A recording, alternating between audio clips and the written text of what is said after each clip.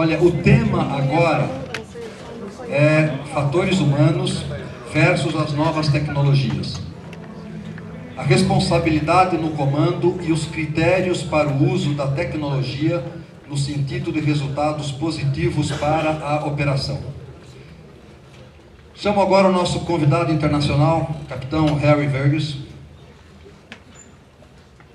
instrutor de voo na Bell Helicopter Textron em Chicago. Onde está? Por favor. Captain.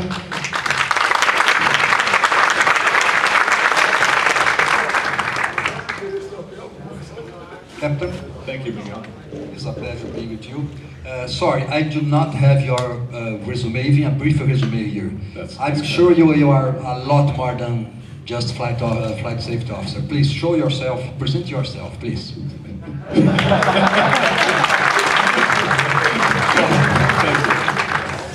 I'll give those of you who might require the fine services of our translators an opportunity to put your headsets on for the translation from English to Portuguese, as my Portuguese is limited to 1 or 2 words. Neither one are appropriate for public group. But I thank you. I thank you for inviting me. I thank you for the Abrafi organization for this opportunity to come and present some thoughts and ideas. My name again is Vergis. I'm the Flight Safety Officer for the Bell Training Academy, located in Fort Worth, Texas.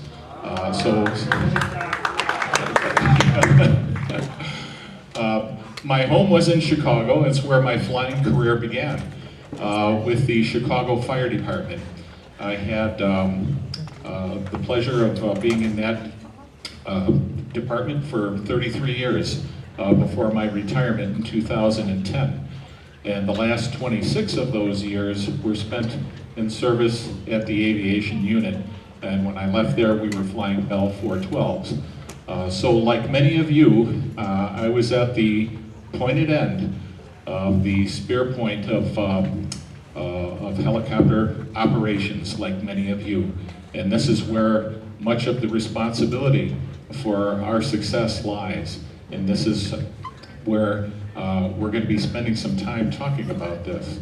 So I left after my retirement in the fire department, went to work for Bell Helicopter, and am now the flight safety officer. There was some time preceded in this role of current role of mine as a flight instructor there at the training academy, which I'm very proud to say I was started my experience there as a 412 flight instructor, mostly in classroom and in the simulators, flight training devices, because of that experience as a line pilot, as a supervisor, as a chief pilot, and flight instructor, and finally the manager or the chief of that aviation unit, helicopter aviation unit in the fire department. So it was that experience that I brought, like so many of our flight instructors there at the training academy bring to that organization.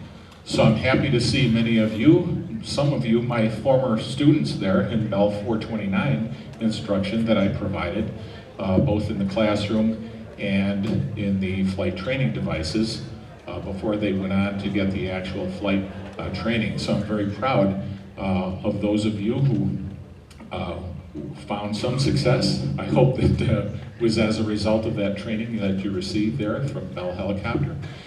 And since my last visit here in Sao Paulo, this is my second visit to Brazil. My first experience was in August of last year when I came and talked about some of the same things that we're going to be talking about today. This will be presented in a little different manner today. But when I was in Sao Paulo for that Bell Safety Symposium, we were talking about safety once again. And since that time, I've been traveling, representing Bell Helicopter, talking about the same thing on every continent on the globe. I have been on, just in this last year and a half or so, I've been on every continent talking about things that affect pilots, mechanics, operators at every level. And I want to thank you for, I want to thank Bell for that opportunity, and thank you for participating in this as well. Credit goes to you. If anyone in your organization or any auditor perhaps might ask you, do you receive or have you received safety training?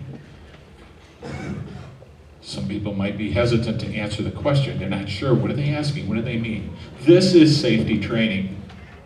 So what you derive from this is that benefit of awareness on a topic that's kind of hard to define at times. We struggle with this. We're trying to make science out of it in every way that we can to help measure our progress in how we're doing. And I want to commend all of you, in addition to the organizations that you're here as a part of, Abrafi being one of them, that have been working so many, just exhaustively. I mean, this never ends, this task, this pursuit that we're attempting. In addition to representatives from ANAC and organizations like SANIBA, and organizations like the HAI, the Helicopter Association International, and organizations like the International Helicopter Safety Team. These are all resources and organizations that are trying to do something to improve the safety record, the reputation of this industry that we all represent, no matter what it is, no matter what role we play in the organizations that you are representing and that you work for, no matter if it's as a pilot, as a mechanic. I should ask the question. The last time I was here, most of the room were technicians and mechanics and engineers. How many mechanics and technical people do we have in the room here today? By show of hands. How many of you are pilots? Okay, this is the group that we were missing the last time I was here. Good, it was worth the trip to come back. Now, how many owners are in this room? By show of hands. I'm going to take a minute. Are you the only one? I'm sorry, but I have to thank. I didn't see that. Safety. I want to thank you. Just you. You're the only owner. Anybody else? Okay. Thank you. Thank you for coming. The reason I asked that question is because of the emphasis that is being placed on safety and safety training by everyone involved in the organization, the importance of this. Because the last time I was here, the reaction and the response that I got from the group, mostly technical, was that they were very happy that, excuse me, they were very pleased to hear the message that was delivered. And they wished that many more of the owners and the operators, the CEOs of the organizations, were there to hear that message. Because it's that important that all of the technicians, all of the pilots, all of the people, the dispatchers, everyone that is involved in the operation, all the way up to, as was pointed out earlier in the first presentation, the need for this message to go all the way to the top of the organizations that are operating helicopters. Everybody needs to be involved in this, and we are doing our best across all of the organizations and across all of the industry, by the manufacturers and the operators, everyone, to make sure that this message goes through to and reaches everyone involved in helicopter operations. Because after all, we are, whether we consider ourselves leaders or not, in our individual organizations, we are all leaders because people are looking at us, at what we are doing and how we are doing it, especially those of you in this group. And I know there's a great deal of experience in this group. There are others who are just entering their time in this industry, and they're watching us. What are we doing? How are we doing it? Are we conducting ourselves in a safe manner in order to be the stewards of the industry that we are? We are stewards of an industry. This helicopter industry has been around for quite a long time, many decades more than we have in helicopter operations, many decades more than I have in experience in helicopter aviation. So this was already there. This was a thriving industry when we stepped into it. And now we are the ones who are going to be responsible for making sure that there's a viable and successful industry, a helicopter industry, for us to pass on to those that will follow us. So this is something that we hope to succeed in. So what we're going to be talking about a bit today is acceptance of new technology.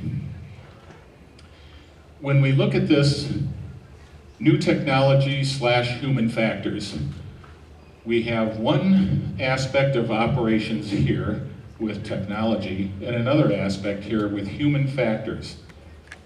They seem to be a little bit polar. They're on opposite ends of the spectrum at times. We're going to talk about how it is that we can succeed in combining these in order to operate successfully and safely. Part of our success is ensuring that we go home in the same condition that we have arrived at work as pilots, as technicians, and everybody involved in the business of helicopter operations. But then on the other side of it, we have the human factors. This is where we have not been doing so well. We talk about the numbers, the successes that all of the named organizations are doing, and individual efforts, by those of you in this room, are doing to ensure that we're doing the correct, making the correct decisions. And as a result of that, we have seen from the statistics that have been collected by the IHST, the International Helicopter Safety Team, and Helicopter Association International, all of the 10 years of accident statistics that those two organizations have been collecting since 2005. They had a 10-year goal, collectively, with our help, of reducing accidents by 80%.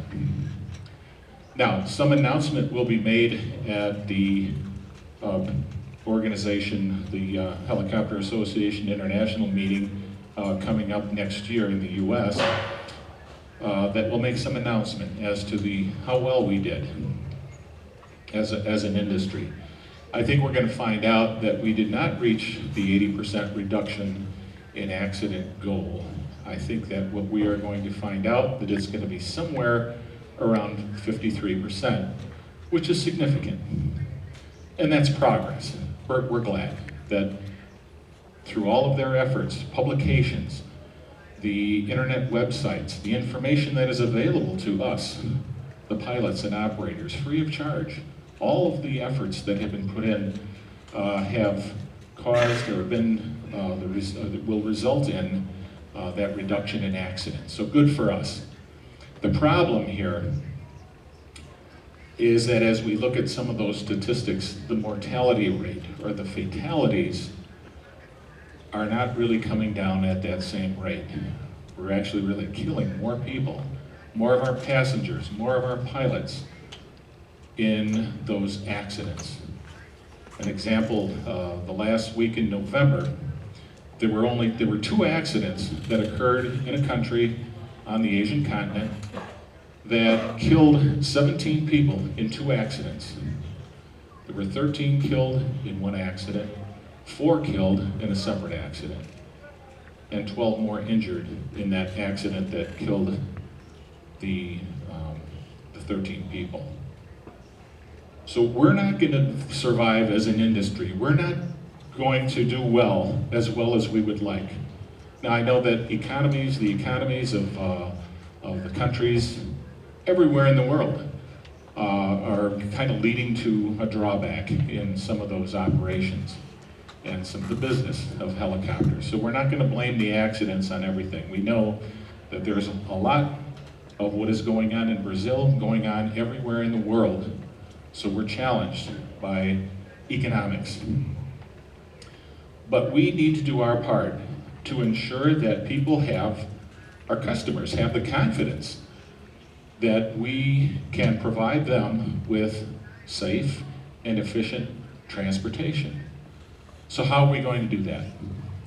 This is going to be where we'll start the conversation about technology. Now, just at the outset of this, we use terms like automation and technology and machines, and each of them may technically be different from one another in some eyes, but for our purposes, in our conversation today, we're going to just lump them in. So if I use the word technology, or if I use the word automation, or machines, or machinery, we're going to lump them into the same category, even though technically they may be different in some regard or another. So, let's look at this. How many of you remember when our cockpits looked like this? Okay, all right, me too.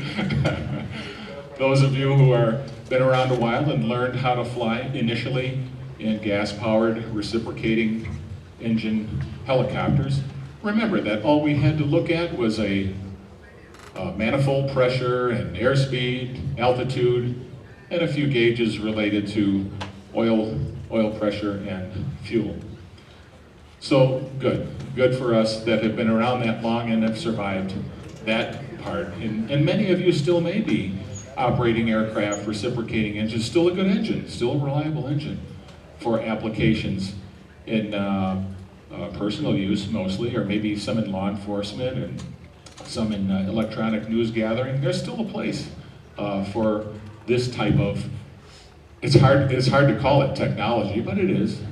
Pedostatic systems and cable-driven tachometers and RPM indicators.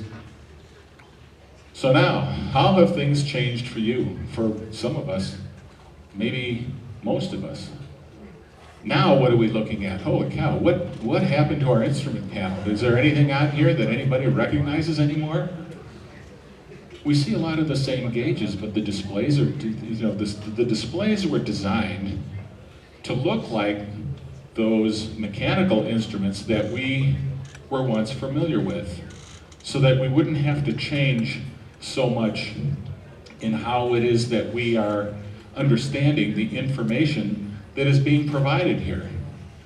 Engine information, fuel quantity indications, everything is electronic. The sources in many cases are the same. The pedostatic system is still alive and well in the aircraft whose instrument panel we see here, in this case the 412 EPI, right? The latest iteration of the 412 EP.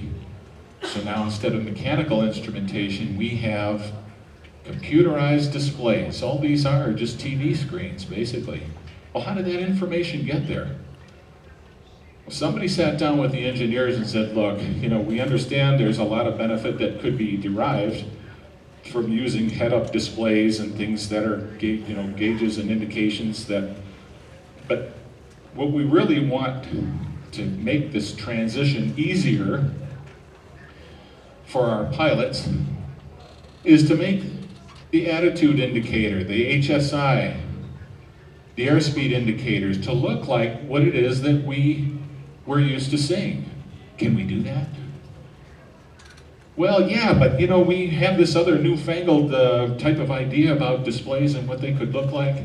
We know, but can we just make it look like, okay, all right. And we clustered these displays in a manner that instead of looking here and there and up and left and right, we can kind of concentrate those displays in areas where we can kind of get a glimpse at everything at a glance. So now we have computers that are controlling the information that we're getting from the engines. Again, same technology for the navigational information. So now we have, instead of ADFs and NDBs and all that stuff, we have GPS. All right, can we put that on a display? Can we make a map out of that so we can see where we are relative to other airspace, relative to ground references and those sorts of things? Can we do that? Well, yeah, we can do that. Okay, let's put a map on here, and actually that one would go in that area in this display. Or in the case of those who might require a televised view from a camera underneath the aircraft, that can be used there instead of the GPS. And then we have AFCS, automatic flight control systems, that can integrate the control of the aircraft with an autopilot. What might that do for our workload? Some of us would say, yeah, that's going to improve our work, our ability to fly the aircraft, navigate. But there are others who might say, you know what, I just not that comfortable with the technology. What are we going to do? How are we going to strike this balance? Make it available, certainly, for those who might want that, but others might struggle a little bit.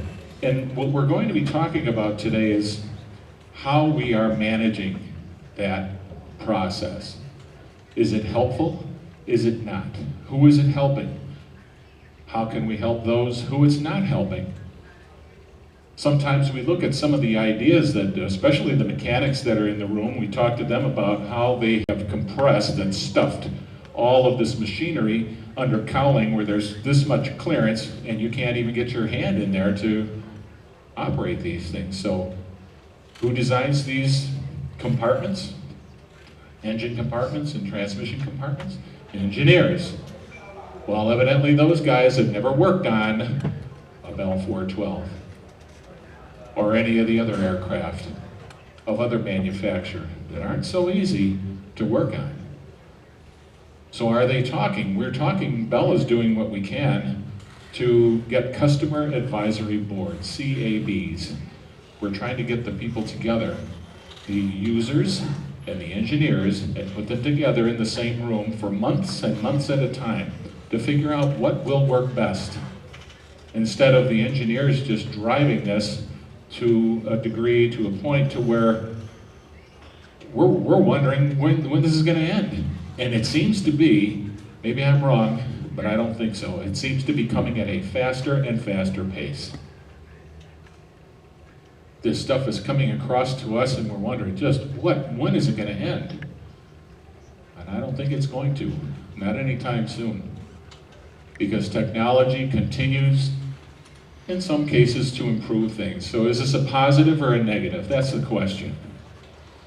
Some of this is generational, as I pointed out.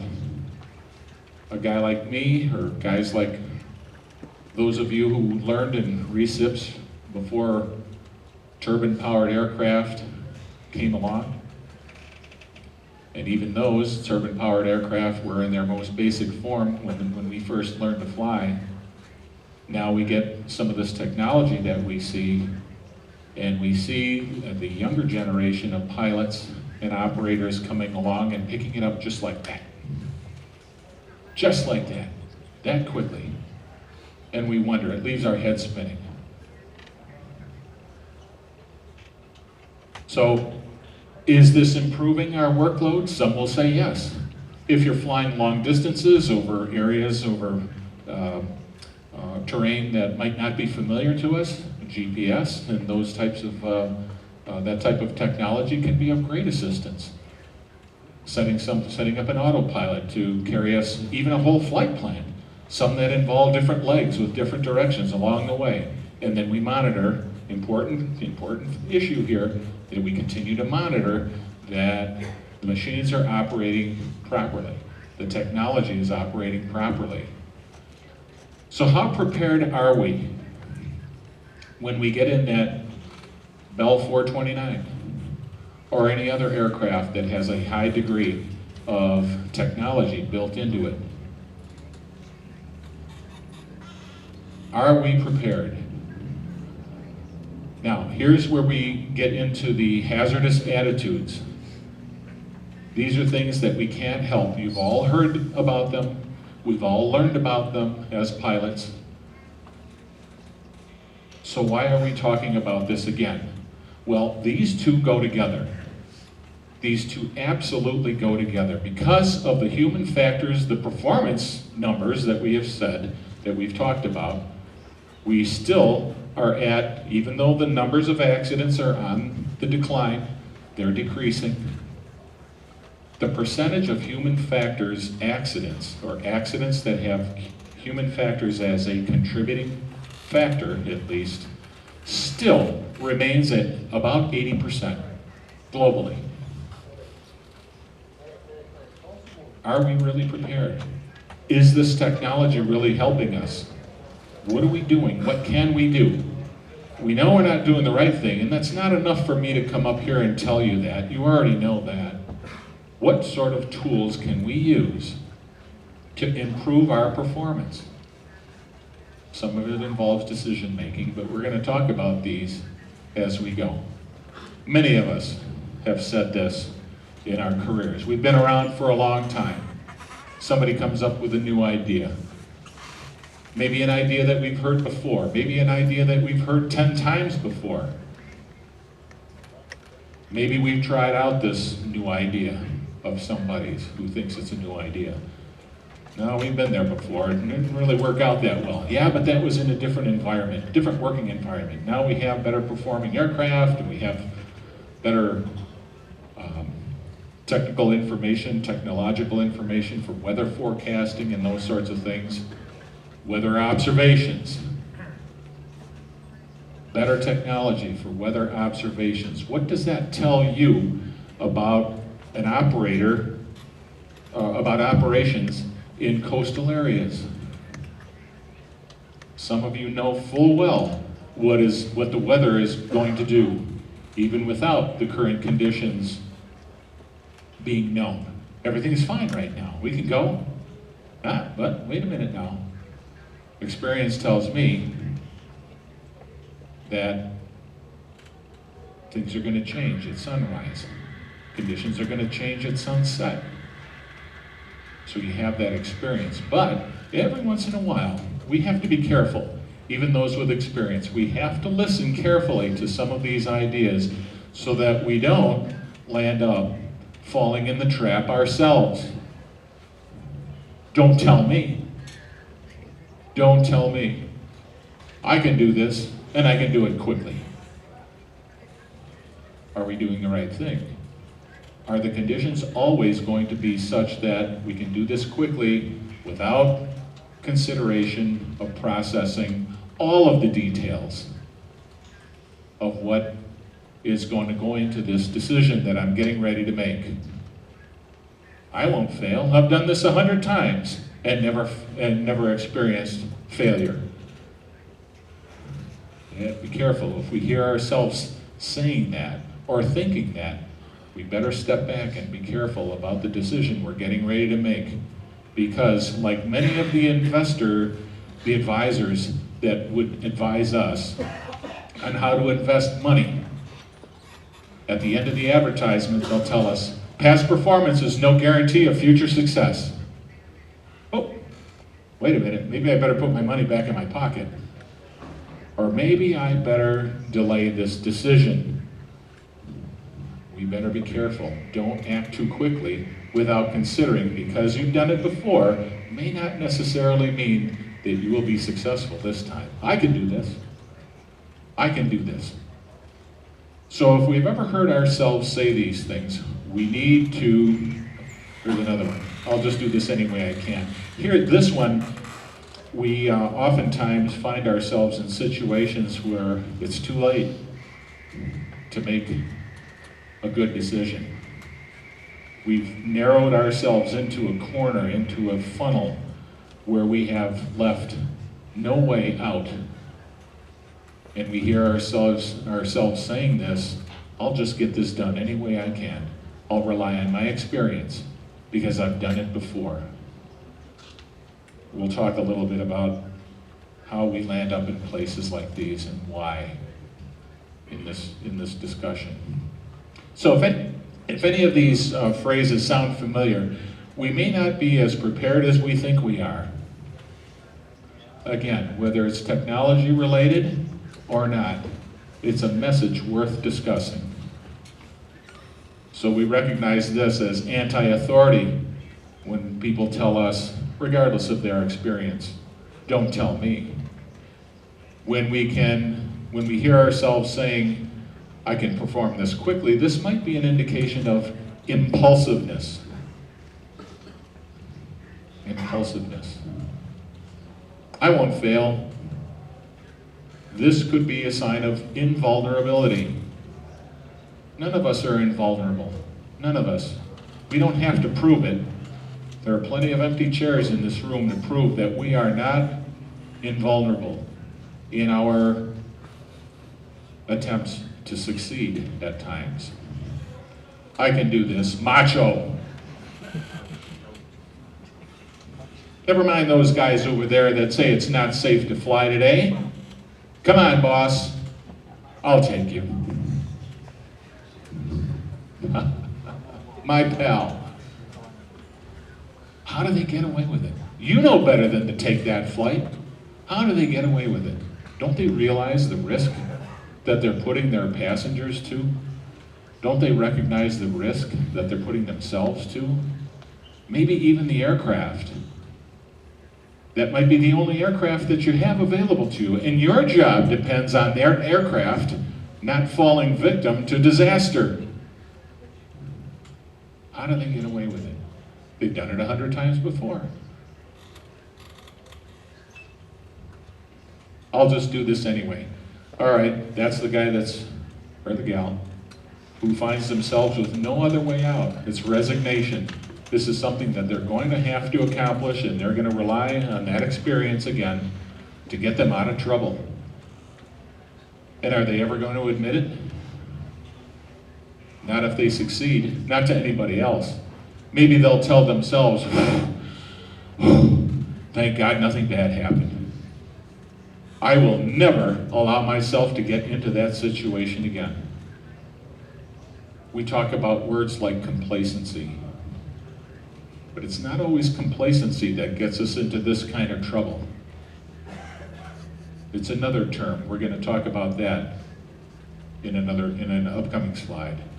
So, are we prepared? How have we prepared? Engineering. Those are the guys who have all the answers for us, right? They're going to fix everything in our lives. They're going to invent things like computers to make our lives easier. Somebody in here has got to be laughing. I know it's hard to imagine that even 30 years ago, we were looking at computers being something that we thought we would never be able to succeed in operating. Things like this technology, cell phones, which can be the biggest problem at times for us as pilots, right?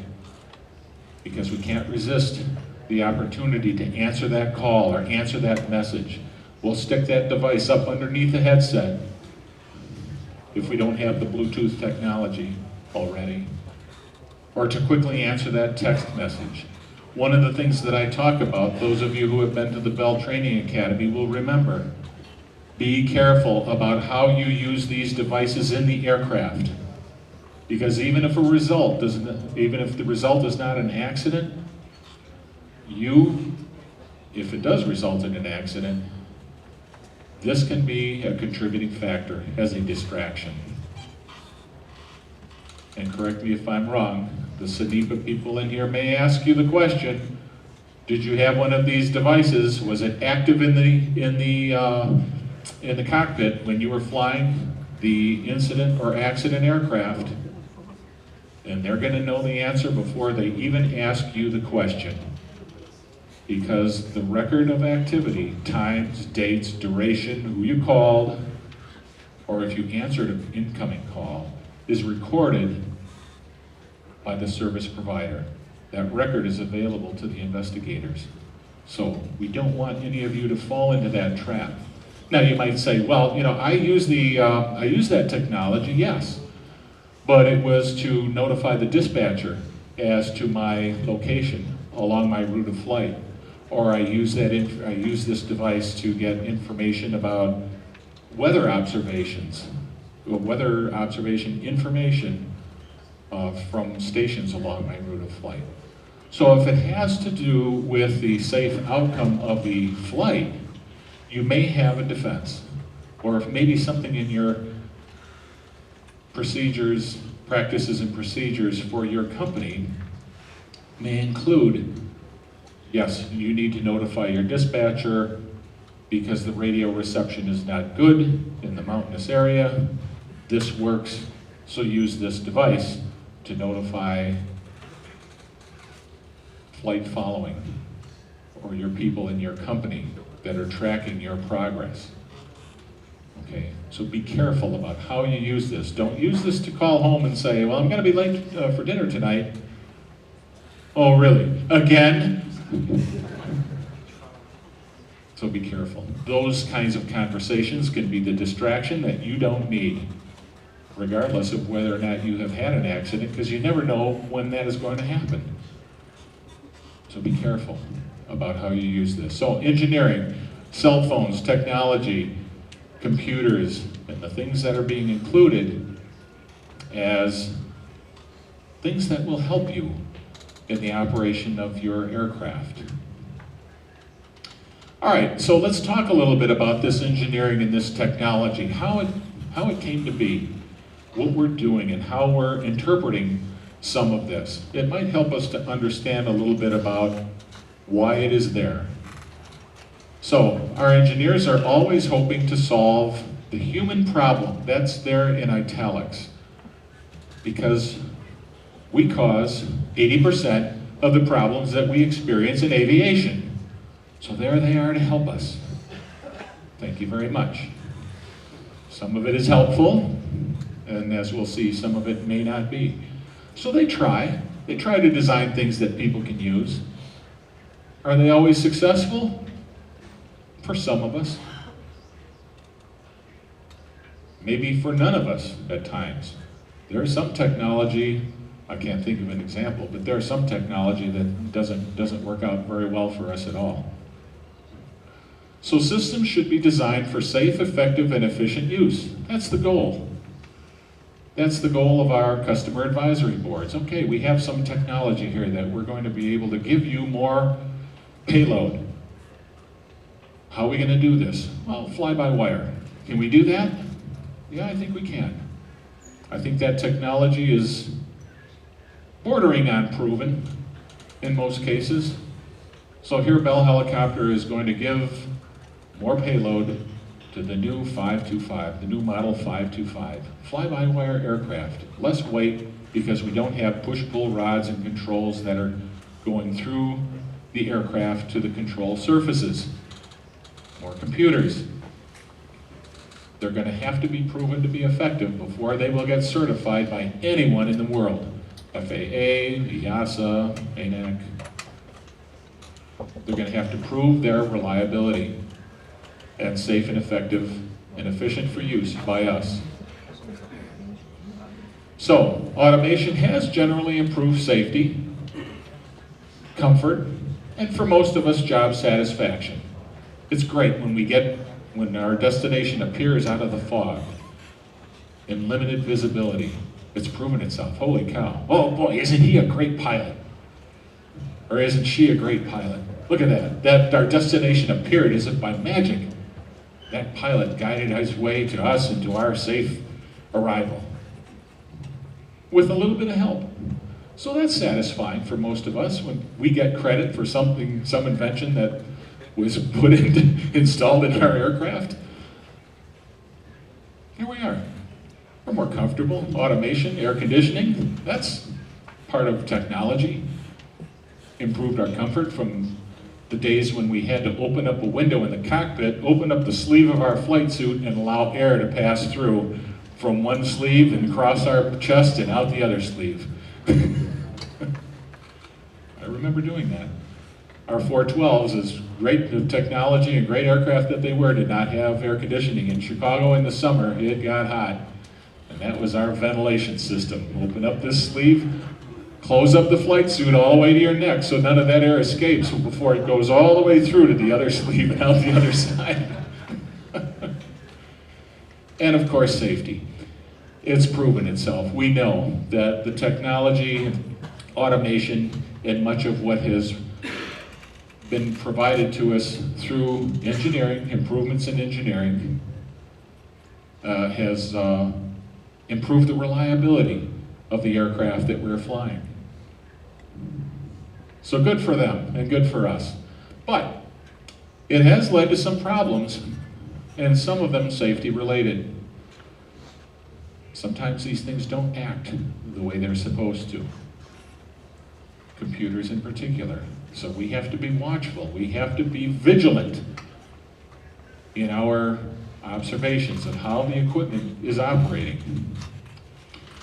So even though the engineers will tell us that we are unnecessary, people, pilots, are unnecessary. We can do all of this with technology, and we don't need people flying the aircraft anymore. Drones, UAVs, increasing in popularity, and they're going in more and more places in the world. The military is using them with a great deal of success. Would we know if they didn't? I'm not sure that we would. We don't always hear about all of the failures of equipment in the military, unless they become very publicly, that information becomes public, because they landed an aircraft in the middle of the city somewhere. That hasn't really happened. So we're doing our best to remain an integral component, an important component of the cockpit. And we'll talk about some of the reasons why. The technology and engineering does change the nature of our work. When we have hydraulic boost, we're not having to work as hard. And that autopilot system that will control our direction of flight with just the turn of a knob. But we need to know when to turn the knob, and how much to turn the knob, and what buttons to push. So it does not eliminate the work. In some cases, it makes it easier. In some cases, for those of us who aren't used to this, or aren't adapting very well, remember that word, it's making it harder for some of us. But in any case, it is changing. It's making the nature of our work different. We know that. So here's the case for us. Machines. We put these in categories. The case to keep the humans, the machines are dumb. Now some might say that they're getting pretty smart. They're getting smart about the things that they have been designed to do. But that's all that they will do. And they perform pretty consistently. Not all the time, but pretty consistently. They're only going to do what they were designed to do. Consider the light switch. We flick the switch up, the light goes on. Considering there's power and a good circuit and a light bulb that isn't burned out. That's what it'll do. Flip the switch, light goes on. It's only designed to do those sorts of things. They are rigid. They are only going to do the things that they have been designed to do, and nothing more. And as a result, they are unimaginative. And they're insensitive to change. If all of those considerations that we talked about, a viable circuit, power, and an effective piece of equipment, an operating piece of equipment, they're insensitive to change. For the most part, they're going to do the same thing every time. Now, what about us? Humans are creative. Humans are flexible. Some of us more than others. Okay, I get it. The captain may not be considered to be flexible in all cases. There are personalities, varieties of personalities that we want to mix in with this as well. We acknowledge that. But even they can change their course of action when conditions and circumstances change. That's humans. Humans are resourceful. Some of the things to consider, some of the jams that you have found yourselves in and managed to escape disaster somehow or another because of your resourcefulness. Most everyone in this room, whether it had to do with flying, or explaining to your spouse why you're late for work, or explaining to your children why you have missed their birthday. We're resourceful. Come up with an idea, something that's acceptable, that will get us through this problem. Improvisational comes into the same category. We can improvise when necessary, and we have to be careful about that one too. I talked about this to the mechanics when I was here a year and a half ago. Some of us will be applauded, rewarded, given a pat on the back for improvising in some maintenance type of an operation.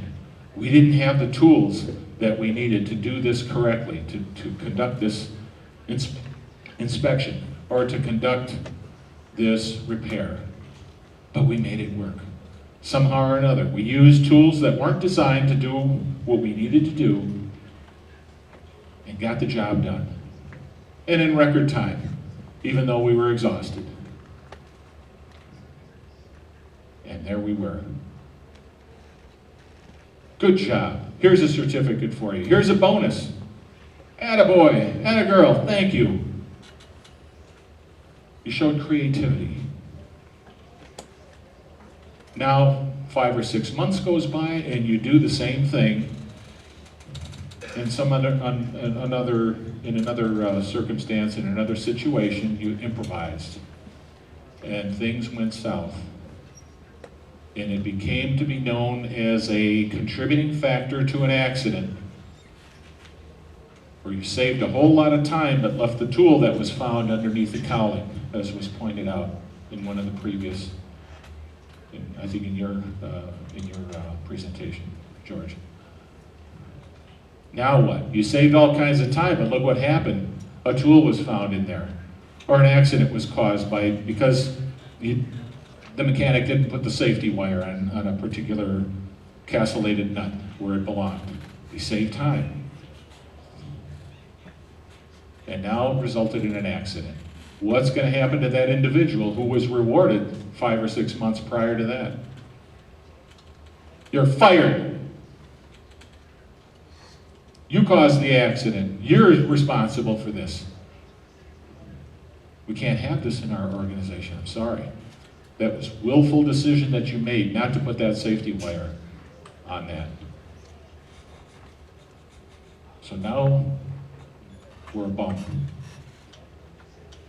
So we have to be careful about how we improvise. We must be attentive, or no, I'm sorry. One of the things to our credit is that we are attentive to change. Sometimes not so attentive to change, as we see. And as a flight instructor, I've had a front row seat to this, and those of you who are involved in flight instruction know how many times, or those of you who provide instruction in simulators, when you flip that switch for the failure and someone does not see the indication, it goes by unnoticed for minutes, sometimes for the whole rest of the flight. So, as a group, people are attentive to change, but sometimes we miss some of those things. Sometimes we miss those indications because that indication is just a little tiny light, or there's no audio associated with it. And we run into problems. But this is to our credit. Most of us are attentive to change. So now the case for automation. Machines are reliable, more so than they ever have been. And I suspect they're going to become more and more reliable as technology continues to further improve. Machines are precise, they're orderly, and they're logical. They're going to do what they were designed to do in most cases, and if they're operating properly, this is the expectation. We come to rely on their reliability. But humans on the other side of this discussion, we're vague. Many of us aren't disorganized, or maybe not as organized and predictable as the machines might be. We're illogical, emotional, and at times distractible. We become distracted with our own thoughts sometimes. We might think that we're capable of multitasking. We hear that word a lot. And we have to be careful, even when we're using it, even when we're using that word to describe ourselves. I don't think there has been an example of anybody who could do more than one thing at a time.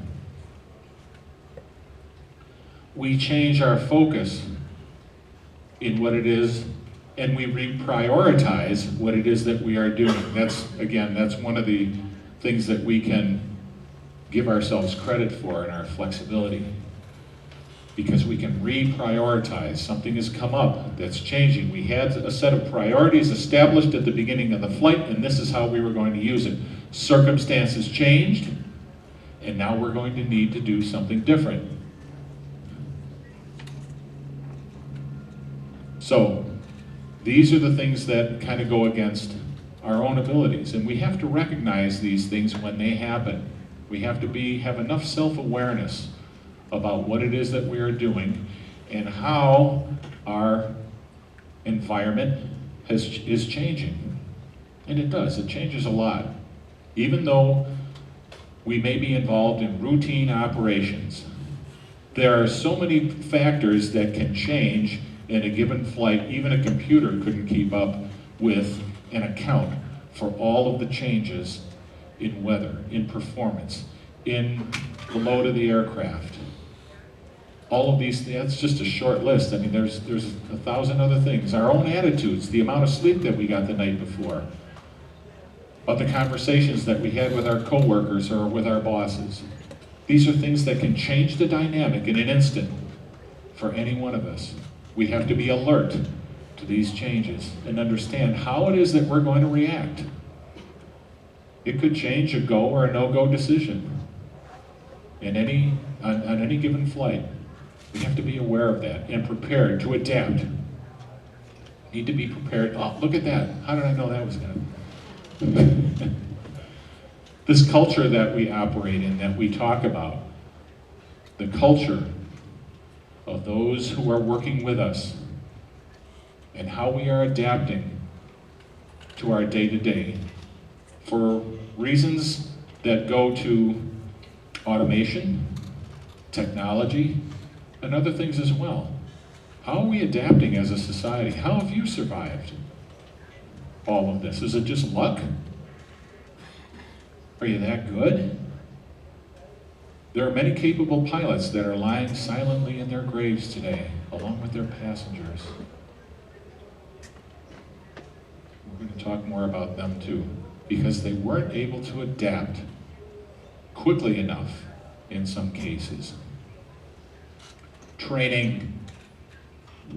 This is how we are going to adapt. Receive training. Sometimes it isn't enough just to read a book about what it is that we're going to be doing. To use the guide, how to get through, to how to pre-program a telephone number in one of these devices. They're not always that good. Sometimes we need somebody to show us. Sometimes we need the long trip to Fort Worth, Texas, to the Bell Training Academy to learn the most recent and most accurate information about how to operate, or to the capable and knowledgeable flight instructor. Capable and knowledgeable, all right? Not just the guy that's in the phone book. We need to find out who can provide us with the most recent and most accurate information about how to control this beast. They're great when they're flying smoothly, aren't they? When the rotors are balanced and the engine starts in the limited and the amount of within the limits, the time limits, and within the temperature limits. They're beautiful. They're like sitting in a cloud. And when we deliver, here again, when we deliver our passengers to the destination. They come up to us as pilots and they say, "Captain, thank you very much. You did a beautiful job. He's an excellent pilot. You're an excellent pilot." Sometimes that's only because nothing went wrong, right? That's when we prove ourselves, is when we get somebody safely and successfully to the ground after a malfunction of one kind or another. What is going to help us do that? Or make the correct judgment and assessment of the situation? Training. Some of that comes with experience, but there's a myth associated with that too, where you have to be careful about. That experience can be training for a successful operation, but getting the proper training for the operation of this technology.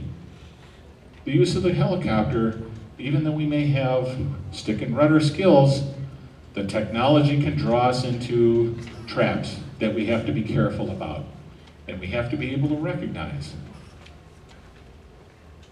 Is that caution panel segment that is illuminated, what response is going to be required for this?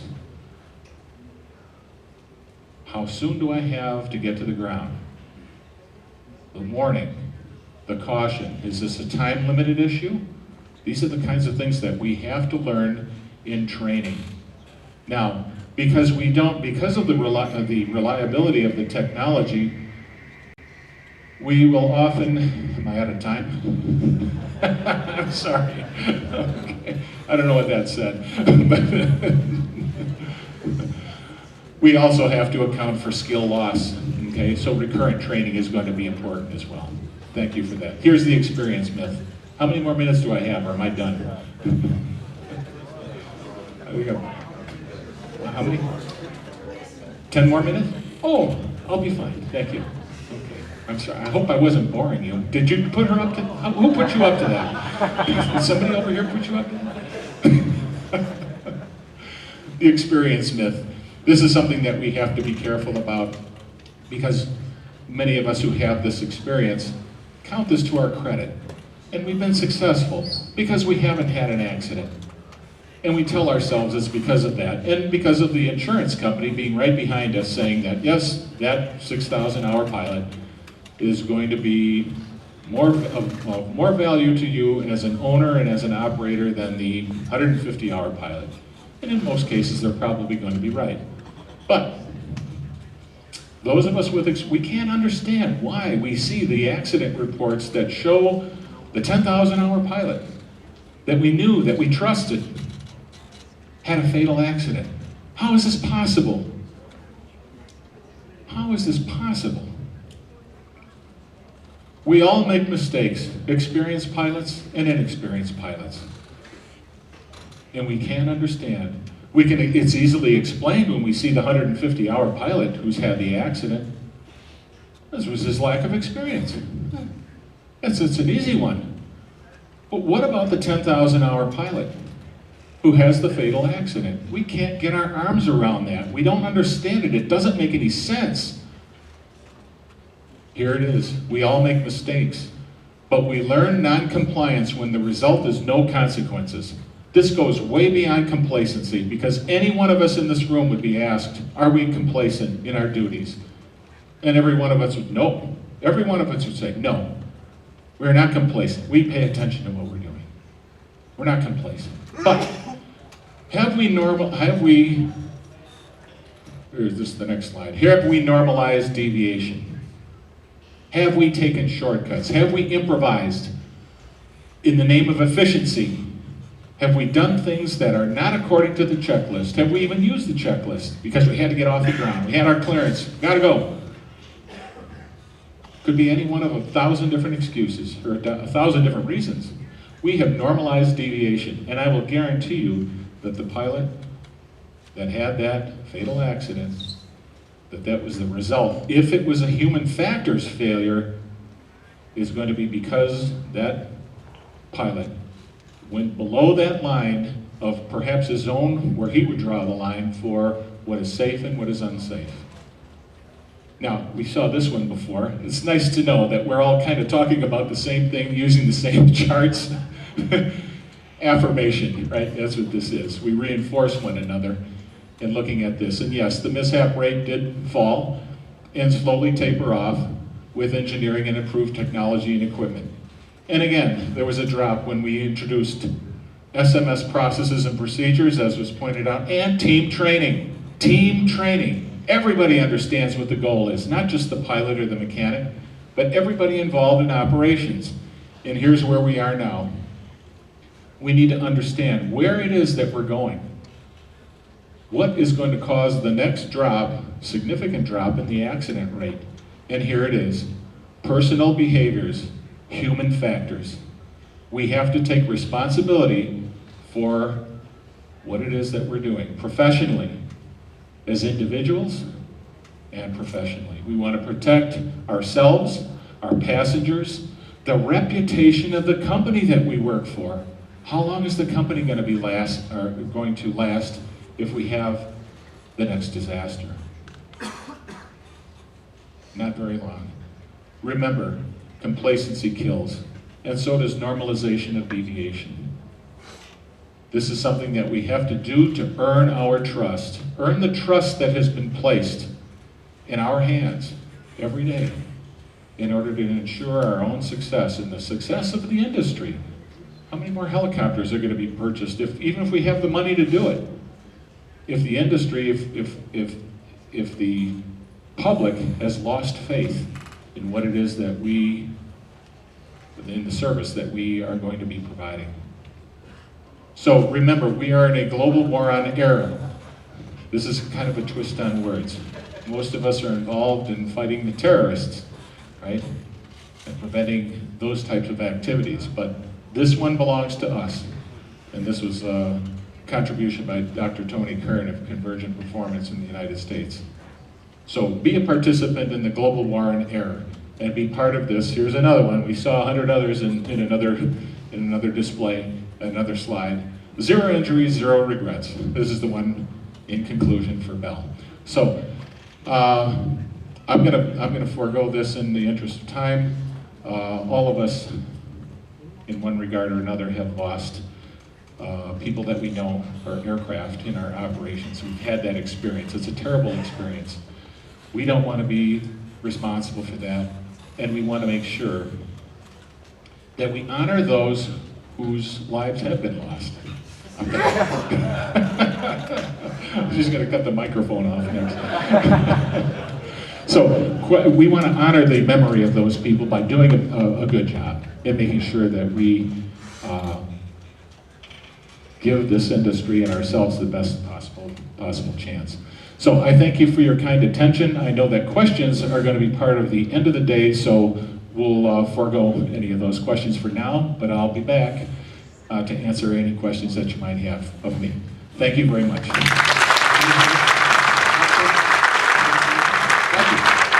Just a few seconds before you go downstairs, I'd like to ask you, that slide you showed us about, you told us about machines are dumb and the humans are creative.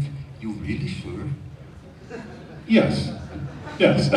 Just ask my wife. She'll tell you. You're very welcome. Thank you.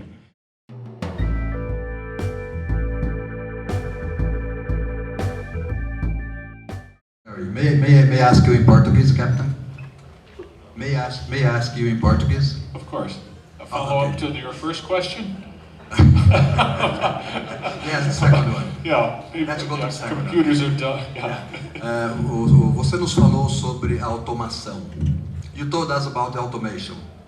How is automation involved in lack of situational awareness, and how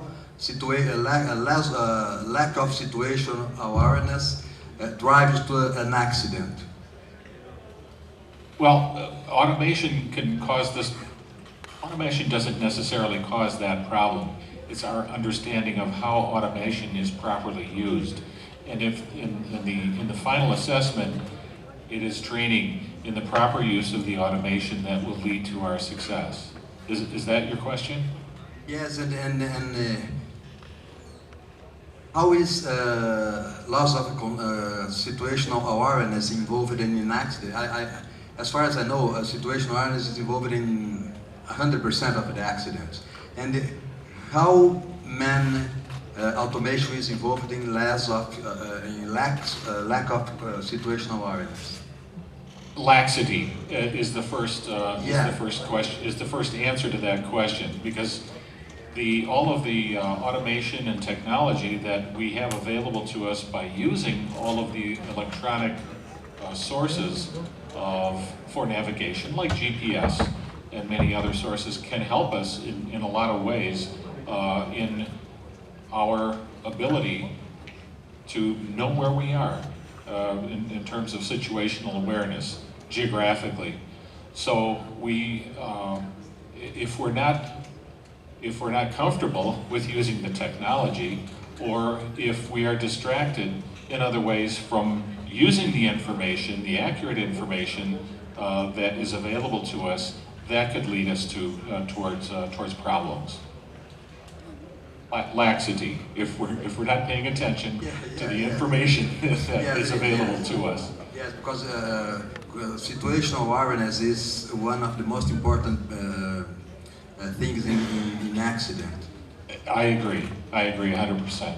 And in response to your question about machines are dumb and humans are creative, that was a very good question, because there may be some definition that requires some clarification in the application of the word dumb.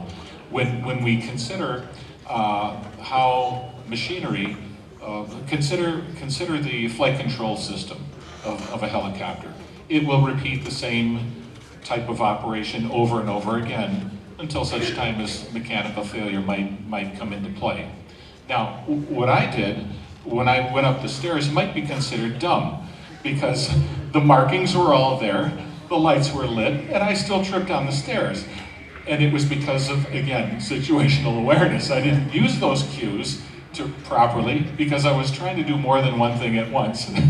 Now, creativity on the other side is the human responsibility. Now, there's been a lot of progress made with regard to artificial intelligence in computers. Machineries, not so much. They're designed to do the same thing all the time. And therein lies the difference between some machines and some of the technology that we see. But it is still people who use their creative mind to develop that technology of computers as well.